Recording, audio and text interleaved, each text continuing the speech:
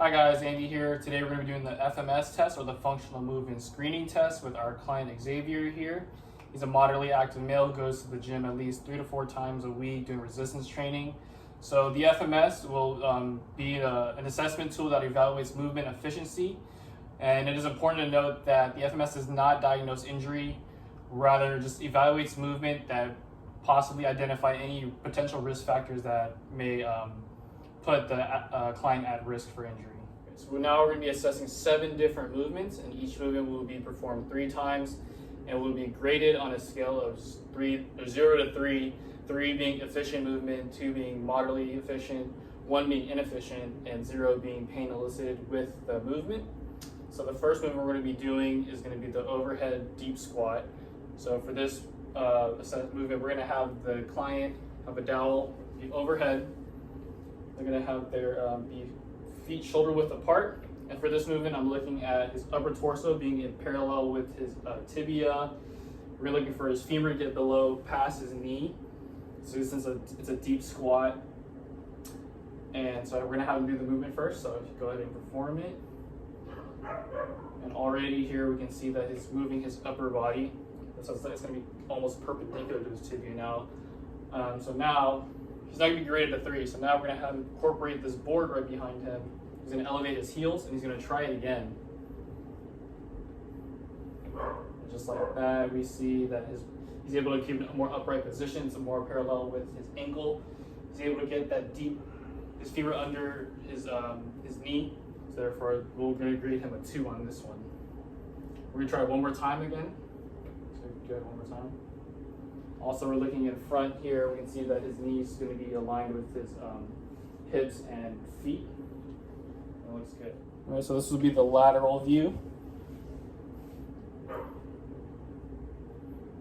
That's a lot better. Still have a little bit, his torso is leaning a little bit forward, but that's all right. For the second movement we're going to be assessing is going to be the hurdle step.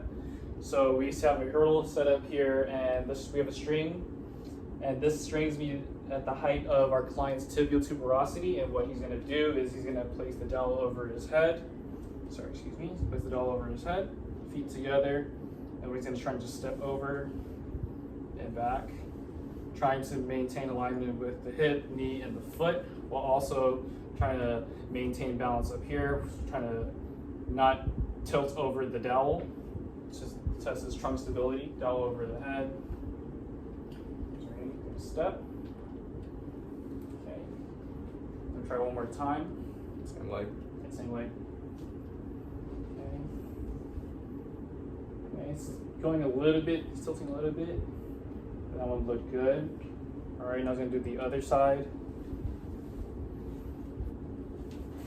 Okay, one more time. Okay, so this will be the lateral view of his left. Okay. And this will be a lateral view on his right. Looks good. Awesome.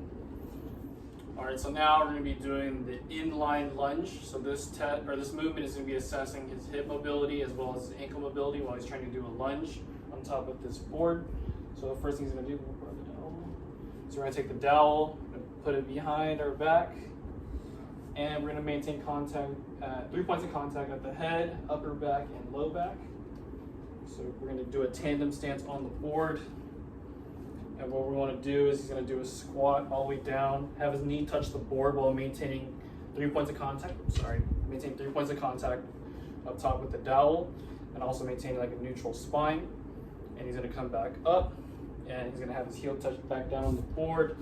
And we're looking at his ability to balance on the board as well. All right, he's going to perform it now. So he's able to maintain in the sagittal plane alignment. Okay, I'm going to do it one more time. Try to grab your balance.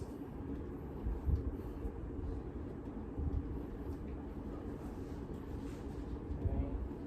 You can see that he's not moving his torso as much, and he's maintaining 3 points of contact with the dowel. So perform it. Okay. You have a little bit of torso. Okay. now we'll be assessing the client's shoulder mobility. So what we're going to be doing here is we're going to have placed our client in maximal abduction and external rotation while also doing adduction and internal rotation. And we're going to measure the distance between the two. It's going to be two fists, and measure the distance. So, all right. So first, we're going to do the testing side will be the up hand. So it will be whatever is going to be an abduction and external rotation. Okay. So we're going to do this.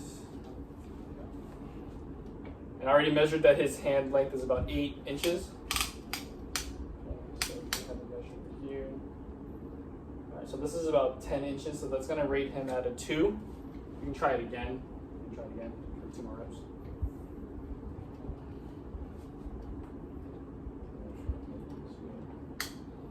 That same thing, 10 inches again. All right, so I don't need to see that one again, but we're going to do his other side now. So we right hand up, left hand on the bottom.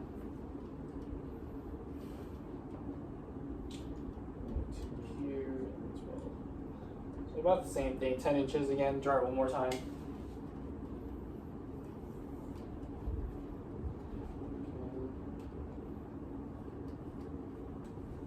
This is a little better. This is about 9. So now, but then again, we still have the lower score, so we're going to take the 2.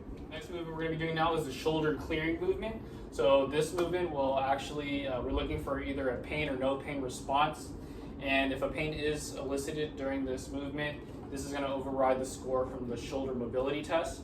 So this is pretty simple with this test. You're going to have the client's going to place their shoulder on their hand on their opposite shoulder, and they're just going to raise their elbow up. Okay, and the same thing on the other side is going to be just like this. All right, so they're going to try the movement. All right, is pain elicited with that at all? Nope. Nope. All right, let's do the other side. Any pain with that? So now for this test, we're going to be doing the active straight leg raise test. This is a test that assesses trunk stability with leg dissociation. So we're going to assess his core stability while his leg is actively being raised. This movement also assesses hamstring and gastrocnemius flexibility. So the first thing we're going to do is have our client in a supine position with the board under their knees. And then I'm going to measure between his ASIS and his patella to find the midpoint.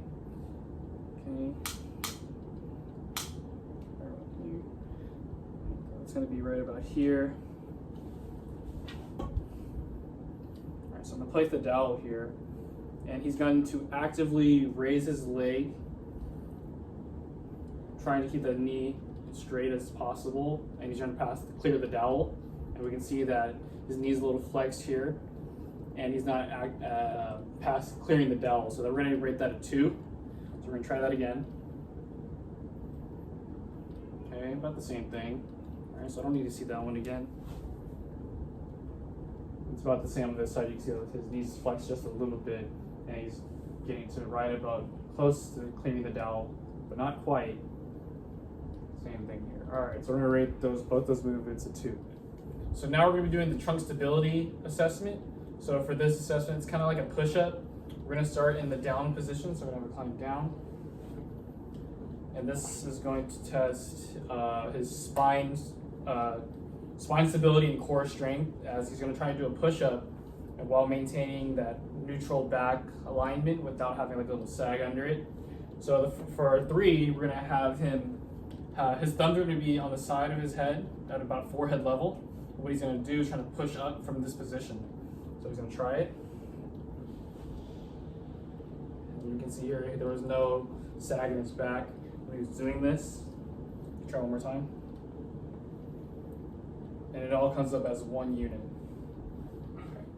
The next test we're going to be doing is going to be the trunk clearing test. And just like the shoulder clearing test, this test is going to override the trunk stability push-up test if pain is elicited during this test.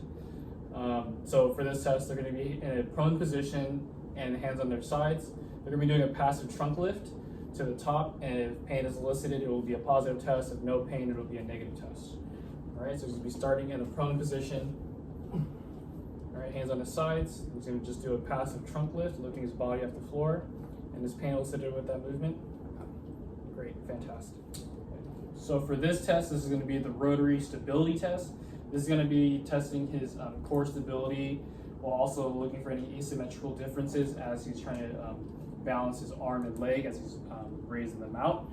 So he's going to start in a quadruped position, and like I said before, he's going to try to raise his arm and leg out simultaneously, and then after that, well, he's going to try to bring it in, having him touch knee to elbow, while also maintaining a flat back. His spine should be parallel to the surface. And so the first movement, if we want to score a 3, he's going to have to do the same side. So it'll be right elbow to right leg, or right knee. So he's going to try that movement right now. Okay. And you see that he's not very parallel. This is a very hard, challenging position. So do you want to try it again? Try it again real quick. No? It's not happening. All right. So now we're going to just go down to 2. So for this motion, it's going to be right elbow to left knee, so it's going to do diagonal. So you can see here his spine is staying parallel. So try to crunch that. Yep, there we go. Okay, you relax on that one. Okay, and then you're going to try it again. Yep, a lot better than the third score one. Okay. Down to 2, so we're going to do left arm and right leg. Just, yeah, a little bit better, just like the other side. Yeah, he's able to stay parallel with the floor. That's good. All right, so the final movement we're going to be doing is going to be another clearing assessment. It's going to be the rotary clearing, and this one's basically like a child's pose, and he's going to perform the child's pose, and we're looking for pain if it's elicited in the low back. And if pain is elicited, it will mark it as a positive test, and no pain will be a negative test. And has any pain been elicited with this at all? No, sir. Fantastic.